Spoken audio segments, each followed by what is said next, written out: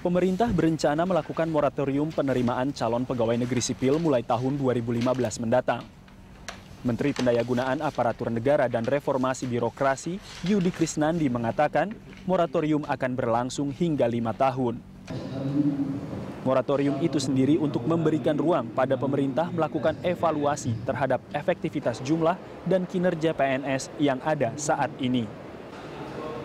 Pemerintah juga perlu melakukan kajian terkait rasio jumlah pegawai negeri yang tepat jika dibandingkan dengan jumlah penduduk Indonesia. Yudi Krisnandi menambahkan moratorium akan tetap dibuka untuk profesi guru dan tenaga kesehatan. Pasalnya, saat ini, dua profesi ini masih banyak dibutuhkan di daerah-daerah. Moratorium juga dilakukan untuk menekan anggaran biaya belanja pegawai yang sudah termasuk besar. Meski merencanakan akan melakukan moratorium, namun ia belum memasang target tertentu. Menpan juga akan melakukan audit internal terlebih dahulu untuk melakukan analisis beban kerja. Lantas, apa dampak mendasar dari kebijakan moratorium itu?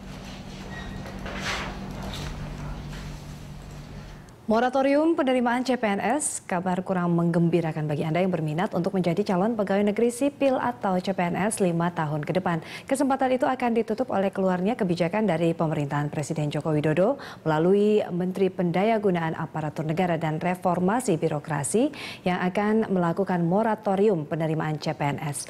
Lalu apa dampak dari moratorium penerimaan CPNS? Untuk membahasnya telah hadir Kepala Biro Hukum Komunikasi dan Informasi Publik Kementerian Pendayagunaan Aparatur Negara dan Reformasi Birokrasi, Bapak Herman Suryatman, dan juga Pengawat Kebijakan Publik, Bapak Justinus Prastowo. Selamat datang Pak Herman, Pak Justinus. Ini kita langsung ke Pak Herman. Ini moratorium, langkah reformasi birokrasi, bisa dikatakan seperti itu? Ya, saya kira ini bagian dari langkah yang fundamental. Dan ini adalah kebijakan Menteri PAN RB, Pak Yudi Krisnandi. Ini juga merupakan penjabaran dari sinyal kuat Pak Presiden bahwa pemerintahan hari ini harus efektif, efisien, dan produktif.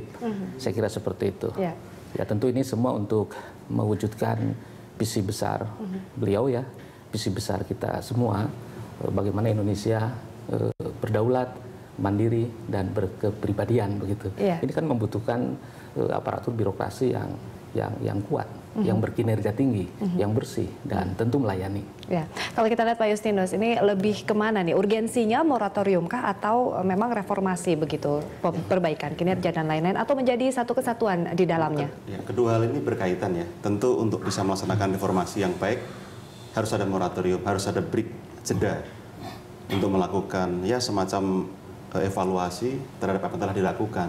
Hanya memang saya kira juga harus dilihat problem per problem ya, secara sektoral. Jangan sampai disampaikan dari awal ini akan 5 tahun, ternyata nanti banyak bocoran-bocoran di tengah jalan atau banyak selundupan-selundupan yang justru akan merugikan niat untuk melakukan revolusi mental tadi. Kalau kita lihat sebenarnya Pak Herman, mappingnya seperti apa sih tata kelolanya nantinya begitu kan? Ini baru wacana.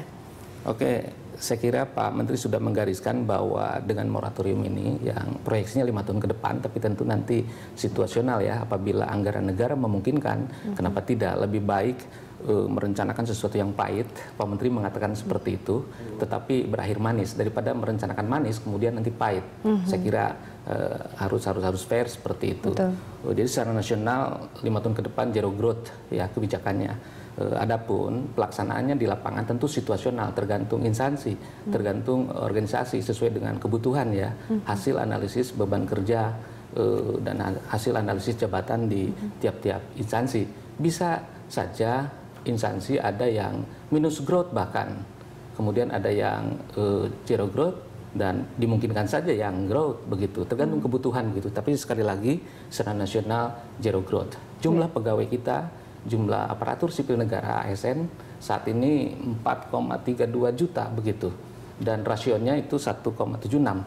Jadi dari 100 penduduk itu dilayani oleh 1,76.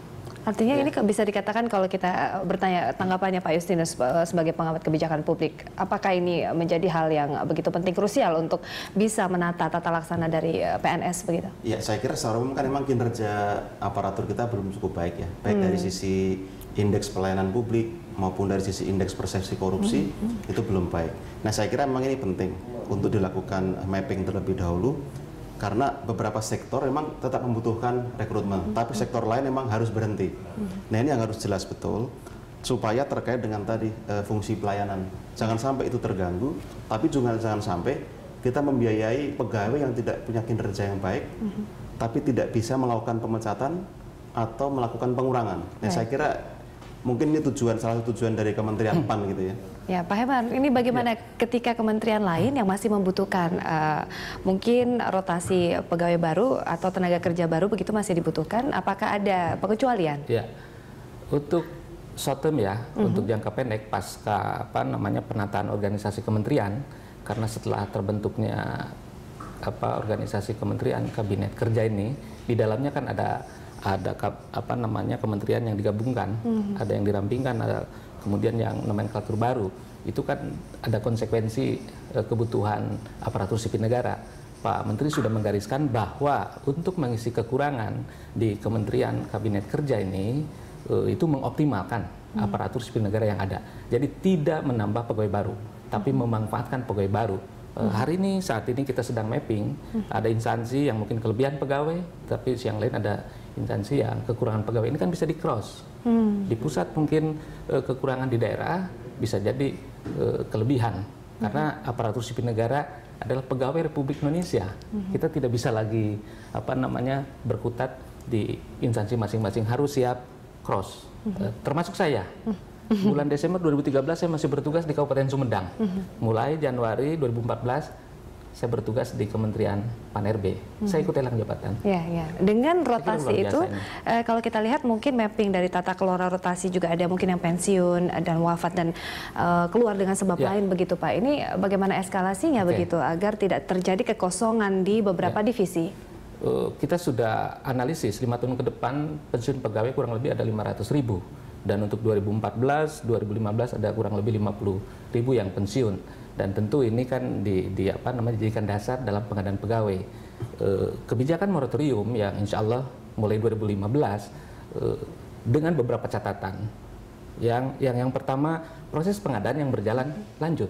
Karena sekarang sedang berjalan pengadaan CPNS tahun 2014. Ya. Kemudian yang tadi itu, untuk tenaga guru, tenaga kesehatan yang memang dibutuhkan di lapangan, ini pun tetap dibukakan ruang. Tetapi untuk jabatan-jabatan lain, terutama jabatan fungsional umum yang jumlahnya itu 45%, kurang lebih 2 juta, ya itu kemungkinan besar dihentikan. Ya. Saya kira seperti itu. Pak Justinus, kalau kita lihat ekses dari moratorium, ini dinamikanya seperti apa sih Pak? Ada 2 catatan dari saya. Yang pertama, bagaimana cara Kementerian PAN atau pusat memastikan kontrol terhadap daerah. Ini penting. Karena bukan rahasia lagi, banyak daerah memanfaatkan formasi yang ada dari skema guru dan tenaga kesehatan ini untuk memasukkan orang-orang yang sebenarnya tidak memenuhi syarat untuk di profesi itu. Ya. Ini terjadi cukup merata di daerah. Ini harus diawasi betul supaya jangan sampai di pusatnya benar, di daerah tidak benar. Yang kedua, cross model yang disampaikan Bapak tadi itu baik, tapi juga bisa bermasalah kalau tidak cermati betul. Karena apa? Tidak semua tempat itu serta-merta bisa cross potensi juga ya, atau kapabilitas, kompetensi. Karena apa? Misalnya di Dijen Pajak, dia butuh auditor yang handal. Itu tidak mungkin diisi dari tempat lain yang tidak punya kompetensi itu. Atau misalnya sebaliknya, kemerosotan di Kementerian PU. Itu kan karena waktu itu ada moratorium, kesenjangan antara pegawai termuda dengan pegawai baru, tidak ada transfer of knowledge, sehingga kualitas produk atau hasil dari Kementerian PU pun jadi ikut buruk gitu ya. Baik, kita masih akan melanjutkan ini pembahasan mengenai dampak dari moratorium di segmen selanjutnya sesaat lagi setelah jeda.